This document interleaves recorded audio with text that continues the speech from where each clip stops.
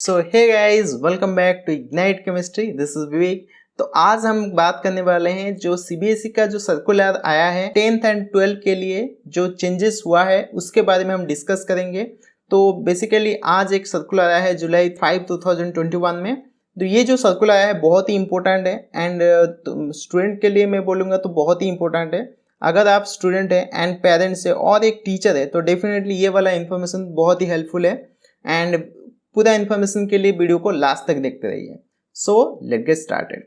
तो आज हम बात करेंगे जो स्पेशल स्कीम आया है क्लास 10th एंड 12th के बच्चों के लिए, assessment to board exam class 10th and 12th for the session 2021-2022 के लिए। तो बेसिकली ये जो अपडेट आया है ये बेसिकली जो 9 से 10th प्रमोट हुए हैं एट 11 से 12 प्रमोट हुए हैं उनके बच्चे के लिए आया है। तो जैसे कि तुम्हें पता है सीबीएसई ने लास्ट ईयर एग्ज़ाम नहीं कर पाया था क्योंकि पैंडेमिक सेकेंड वेव आया गया था, कोरोना का जो सेकेंड वेव आया था उसकी वजह से एग्ज़ाम नहीं हो पाया था एंड टिल अभी तक मार्क भी रिजल्ट भी नहीं आया है बच्चों का। तो इसीलिए सारे मतलब बहुत ही कंफ्यूजन स्टेट में है कि एग्ज़ाम का मार्क कैसे होगा।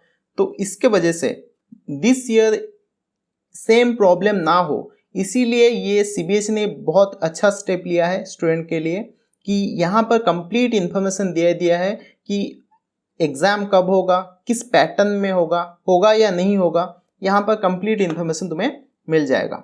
यहाँ पर मैंने कुछ इम्पोर्टेंट पॉइंट है जो मैंने मार्क कर दिया है एंड ये वाला पीडीएफ में मेरा डिस्क्रिप्शन में डाल दूंगा, वहाँ से जाके तुम ले सकते हो। तो सीबीएसई ने एक सर्वे किया था।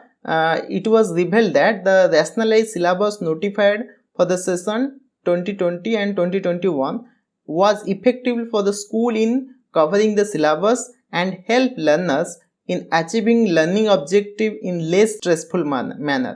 तो इसका मतलब ये है कि जो प्रीवियस सिलेबस था वो बहुत ही अच्छा हुआ है स्टूडेंट के लिए, बहुत ही इम्पोर्टेंट एंड बहुत ही जो उनका जो मोटो था, एग्ज़ाम का जो मोटो था एंड वो सेटिस्फाई हुआ है। तो उसका मतलब ये इंडिकेशन होता है जो इस ईयर का सिलेबस होगा सेम ही होगा। 30% जो रिड्यूस हुआ है वही रिड्यूस सिलेबस इस ईयर भी एप्लीकेबल हो सकता है, ऐसा तो मुझे लगता है। The following scheme are introduce for academic session for the class 10 and 12 2021 and 2022। कुछ इंफॉर्मेशन, कुछ स्कीम यहाँ पर लागू किया गया है।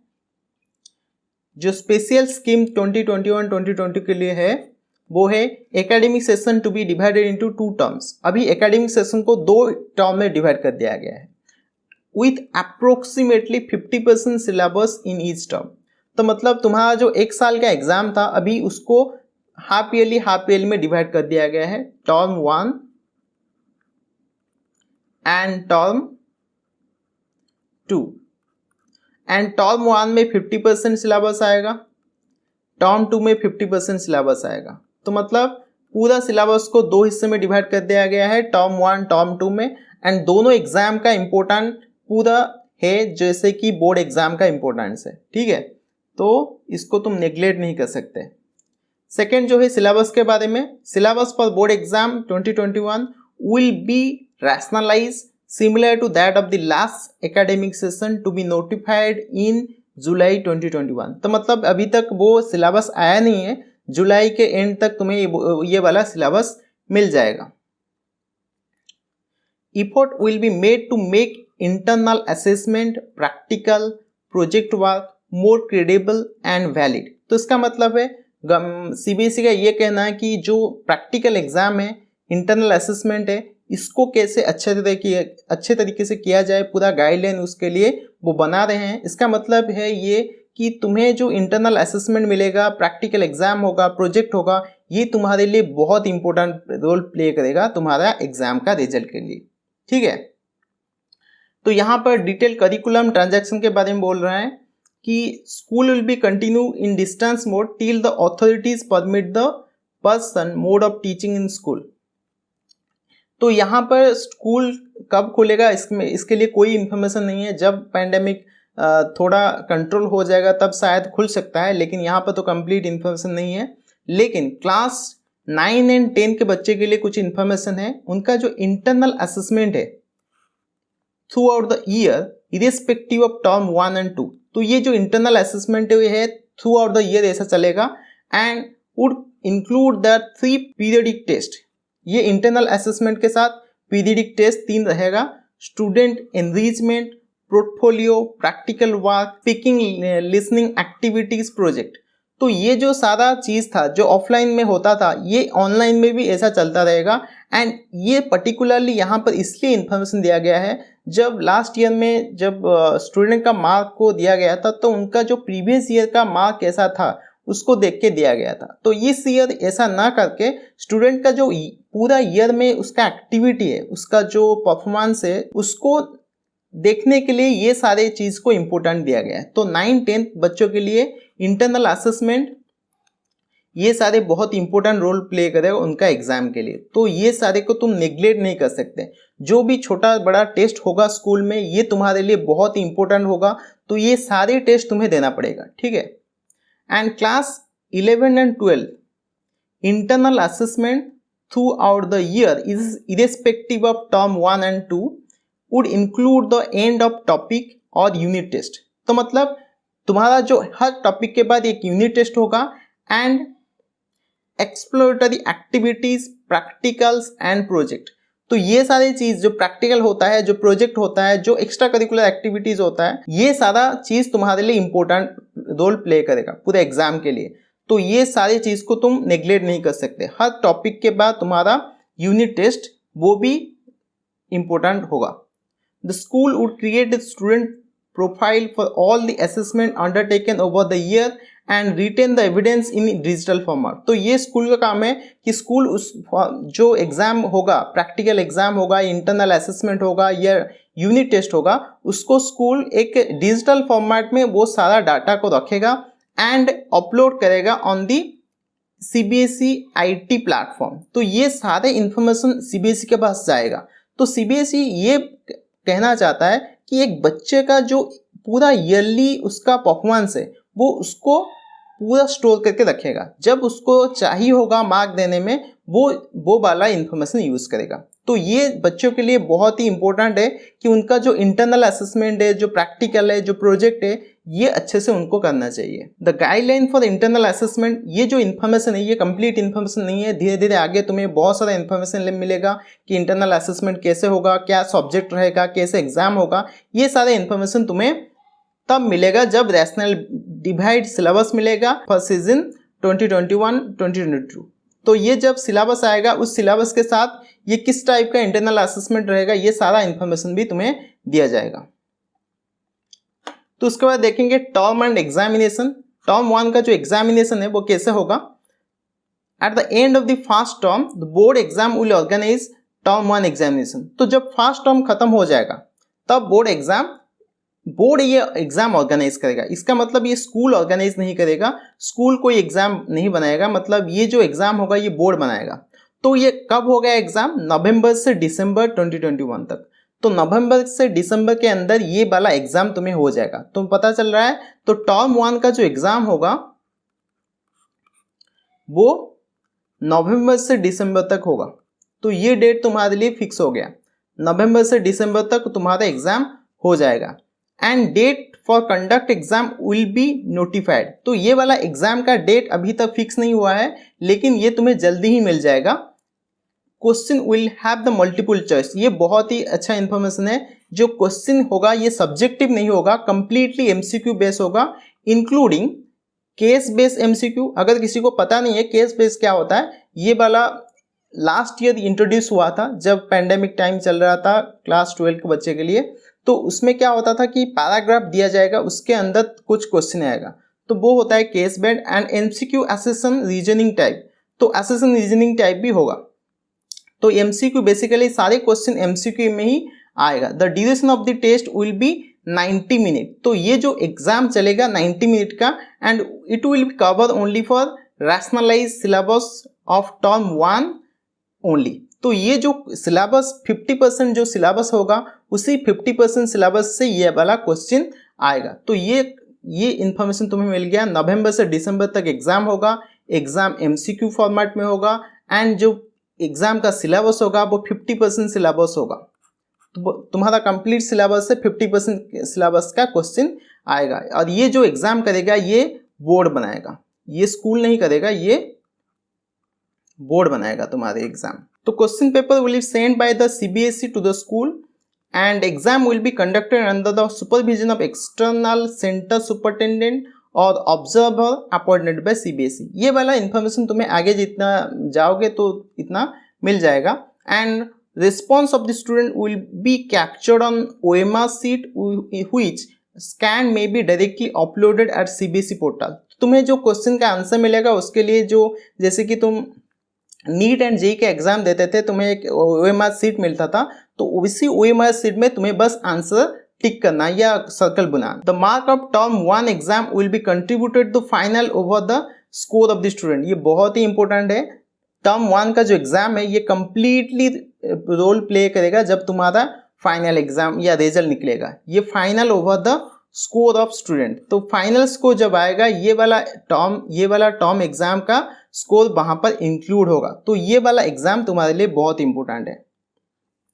तो उसके बाद टर्म 2 में क्या है, ईयर एंड एग्जामिनेशन। टर्म 2 उसको बोल रहे हैं और ईयर एंड एग्जामिनेशन बोल सकते हैं। At the end of the second term, second तक क्या होगा, board will be organise term 2 और year end examination based on the rationalise syllabus of term 2 only. तो टर्म 2 में जो एग्जाम का सिलेबस रहेगा उसी से क्वेश्चन आएगा, ठीक है। टर्म 2 में 50% सिलेबस से क्वेश्चन आएगा। This examination would be held around March and April. तो ये भी डेट भी फिक्स हो गया है तुम्हारा, मार्च एंड अप्रैल के बीच में हो गया एग्जाम। तो एग्जाम का जो मंथ है वो फिक्स हो गया। डेट तो नहीं आया, डेट तो उस टाइम में मतलब 1-2 महीने से पहले ही तुम्हें पता चल जाएगा, लेकिन ये फिक्स है कि मार्च से अप्रैल तक एग्जामिनेशन होगा, centre fix by the board. तो ये जो एग्जाम होगा ये बोर्ड फिक्स करेगा कौन सा सेंटर में एग्जाम होगा, ठीक है। And the paper will be of 2 hour duration, have the question of different format, case based, situation based, open ended, short answer, long type question। तो देखो ये जो टर्म 2 का एग्जाम होगा वो MCQ नहीं होगा। ये टर्म 2 का एग्जाम कुछ सब्जेक्टिव टाइप होगा जिसमें शॉर्ट क्वेश्चन आएगा, लॉन्ग क्वेश्चन भी आ सकता है, तो इस टाइप का आएगा। इन case the situation is not conductive for normal descriptive examination, a 90-minute MCQ based exam will be conducted at end of the term 2 also।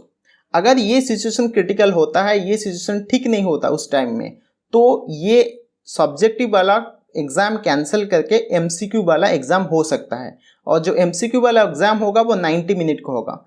तो ये मार्च एंड अप्रैल में एग्जाम हो सकता है 2 आवर का, जो होगा शॉर्ट आंसर टाइप और नहीं तो लॉन्ग आंसर टाइप। इसमें सारा टाइप का जो पहले वाला जो इस टाइप का क्वेश्चन आता था उसी टाइप का क्वेश्चन आएगा। नहीं तो अगर क्रिटिकल होता है तो MCQ होगा। तो जो MCQ होगा वो 90 मिनट का होगा, ठीक है। एंड जो सिलेबस रहेगा वो 50% सिलेबस जो टर्म 2 के लिए जो सिलेबस रखा जाएगा उसी सिलेबस से ये वाला क्वेश्चन आएगा। तो the mark of term 2 examination would contribute the final overall score. तो तुम्हें जो स्कोर मिलेगा एग्जाम के बाद उसी स्कोर के लिए ये टर्म 2 का एग्जाम का मार्क भी वहां पर इंक्लूड होगा। तो मतलब टर्म 1 का मार्क भी इंक्लूड होगा, टर्म 2 का मार्क भी इंक्लूड होगा। तो इसके लिए टर्म 1 एंड टर्म 2 में तुम्हें अच्छा परफॉर्मेंस करना है। तो बेसिकली ये जो एग्जाम हो गया एक टाइप का सेमिस्टर टाइप का एग्जाम हो गया। अभी ईयरली एग्जाम था, उसको उन्होंने डिवाइड कर दिया 2 में। सेमिस्टर 6 मंथ में एग्जाम होगा, दूसरा 6 मंथ में एग्जाम होगा, उसके अंदर इंटरनल रहेगा, असेसमेंट रहेगा, प्रोजेक्ट रहेगा। ये सारा चीज़ तुम्हारे लिए इंपॉर्टेंट हो गया। अभी तुम ऐसा नहीं कि जो लास्ट में 2 मंथ रहते थे बच्चों क्या करते थे, लास्ट 2 मंथ के लिए पढ़ाई करते थे, लेकिन अभी पूरा साल भर तुम्हें पढ़ाई करना है एंड पूरा कम्युनिकेट करना है स्कूल के साथ। स्कूल में क्या हो रहा है, कब टेस्ट हो रहा है, यूनिट टेस्ट हो रहा है, ये सारा टेस्ट तुम्हारे लिए इंपॉर्टेंट है।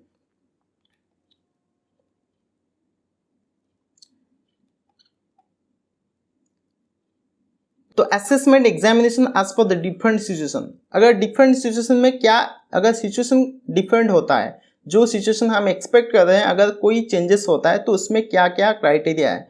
बहुत सारे क्वेश्चन आता है एग्जाम किस टाइम में होगा, अगर पैंडेमिक बंद नहीं होगा, इस तरह चलता रहेगा तो क्या होगा। अगर बीच में बंद हो जाता है, जैसे लास्ट ईयर में हुआ कि कुछ टाइम के लिए वो तो ठीक हो गया था, फास्ट वेव का कोरोना वेव चला गया था, क्लास हो रहा था, 2 या 3 मंथ क्लास हुआ, उसके बाद फिर से सेकेंड वेव आ गया, उसके वजह से कोई एग्ज़ाम नहीं हो पाया। तो ये वाला कंडीशन को नज़र देखते हुए तो ये वाला डिसीजन लिया गया है, पूरा बहुत ही अच्छा डिसीजन लिया गया है मेरे हिसाब से। जो केस 1 है, in case the situation of the pandemic improves and the students are able to come to schools और सेंटर फॉर टेकिंग एग्जाम, अगर सिचुएशन ठीक हो जाता है एंड जो पैंडेमिक कम हो जाता है तो क्या होगा, board will conduct term 1 and term 2 examination at school और centre and the theory mark will be distributed equally between the 2 term. तो अगर सिचुएशन पूरा कंप्लीटली ठीक हो जाता है, बच्चे स्कूल आएंगे, स्कूल में ही एग्जाम देंगे, नहीं तो जो सेंटर होगा वहां पर एग्जाम देंगे एंड टर्म 1 का टर्म 2 का जो एग्जाम से मार्क आएगा उसी मार्क को इक्वली, मतलब दोनों टर्म 1 का मार्क टर्म 2 का मार्क इक्वली काउंट होगा फाइनल मार्क के लिए। In case the situation of the pandemic forces the complete close of school during November December 2021 but term 2 exam are held at school और centre. अगर ऐसा होता है कि नवंबर दिसंबर के टाइम में जो टर्म 1 है वो नहीं हो पाता, लेकिन टर्म 2 एग्जाम हो सकता है स्कूल में, तो क्या होगा, term 1 MCQ based examination would be done by student online offline from home. तो अगर उस टाइम में नवंबर दिसंबर टाइम में ये कोरोना के पीरियड खत्म नहीं हुआ, इस तरह चलता रहा, तो घर से तुम ऑफलाइन या ऑनलाइन से ये वाला एग्जाम दोगे टर्म 1 का। In this case the weightage of the exam for final score would be reduce. तो उसके वजह से जो फाइनल स्कोर में तुम्हारा जो वेटेज था टर्म 1 का, जो 50-50 वेटेज था, टर्म 2 का 50%, टर्म 1 का 50, तो वो वाला वेटेज कम हो जाएगा, टर्म 2 का वेटेज बढ़ जाएगा, टर्म 2 का वेटेज कम हो जाएगा।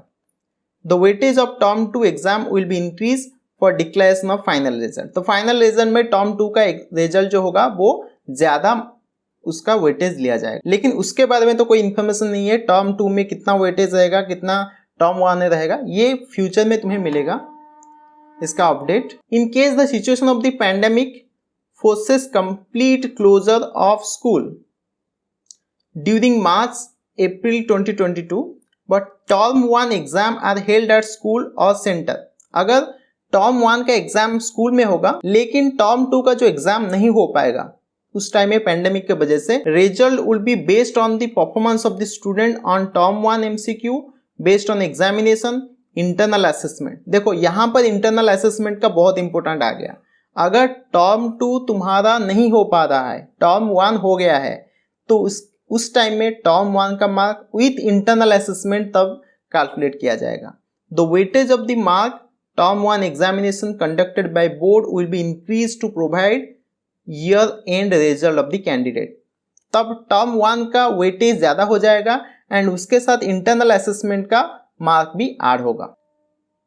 एंड जो फोर्थ कंडीशन है, in case the situation of the pandemic forces complete close of the school and board conducted term 1 and term 2 exam are taken by the candidate from home in the session 2021। अगर ऐसा होता है कि ये pandemic ऐसा चलता रहेगा, पूरा टर्म 1 टर्म 2 का एग्जाम घर से होगा, तो क्या होगा, result will be computed on the basis of the internal assessment. समझ में आ रहा है, पहले में हमने बताया था कि जो इंटरनल असेसमेंट है, प्रैक्टिकल है, प्रोजेक्ट है, जो स्कूल ने किया होगा, यूनिट टेस्ट, ये सारे तुम्हारे लिए इंपॉर्टेंट हो जाएगा। And the theory mark of term 1 and term 2 exam taken by the candidate from home in class 10 and 12 subject to moderation or other measure to ensure the validity and reliability of the assessment। तो ये जो अगर exam नहीं हो पाता in the future, तो तुम्हारा सारे इंफॉर्मेशन को वो कलेक्ट करेंगे, उसके हिसाब से वो कुछ इंफॉर्मेशन आगे भी आएगा कि वो कैसे कैलकुलेट करेंगे, ये वाला कंप्लीट इंफॉर्मेशन नहीं है, लेकिन टर्म 1 टर्म 2 प्रैक्टिकल असेसमेंट पूरा ईयर का जो परफॉर्मेंस है स्टूडेंट का, उसको नजर में देखते हुए डेफिनेटली तुम्हें मार्क मिलेगा। In the above case data and analysis of the mark of the student will be undertaken to ensure the integrity and internal assessment and home based exam. तो ये सारा इन्फॉर्मेशन तुम्हें मिलता जाएगा कि कैसे अपडेट होगा, तुम घर से कैसे एग्जाम दोगे, उसी हिसाब से फ्यूचर में और सारा इन्फॉर्मेशन तुम्हें आएगा। तो ये वाला जो इन्फॉर्मेशन मैंने बोला है कि ये जो सारा इन्फॉर्मेशन है ये आज का है। तो ये वाला जो सिलेबस अभी तक आया नहीं है, सिलेबस कम्प्लीटली सिलेबस आएगा दिस मंथ एंड तक सिलेबस हमको मिल जाएगा। तो एक्सपेक्टेड की सारा चीज़ तुम्हें समझ में आ गया होगा। अगर कोई भी डाउट है तो कमेंट सेक्शन में मुझे बता सकते हो। सो तब तक के लिए thank you everybody and have a good day.